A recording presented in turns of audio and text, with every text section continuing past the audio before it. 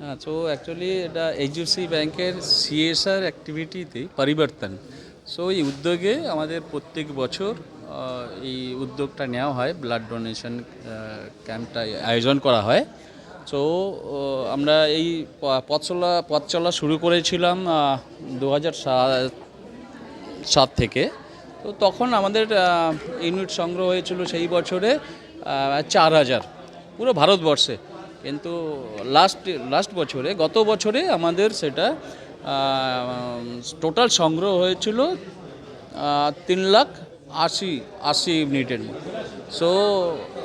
আমরা জানি তো রক্তদান মানে জীবনদান, সেই উদ্যোগে সবাই এগিয়ে আসে। স্টাফ, আমাদের ব্যাংকের স্টাফরা, ইভেন কাস্টমার্স সবাই ইগারলি মানে নিজের থেকেই সব সহায়তা করে, সবাই আসেন, রক্ত দেন।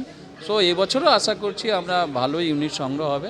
গত বছরে আমরা মানে এই ব্রাঞ্চে আমরা কালেক্ট করেছিলাম, ডোনেট করেছিল মোটামুটি 150 জনের মতো। এবারেও আশা করছি সেরকমই আমরা ক্রস করে যাব।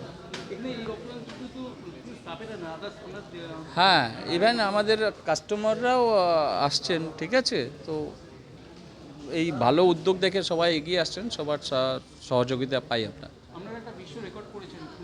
হ্যাঁ, 2023-এ আমরা গিনিস বুকে নাম উঠেছি আমাদের এই উদ্যোগের জন্য, মানে পুরো ভারতবর্ষে। আমার নাম অরূপ ভট্টাচার্য।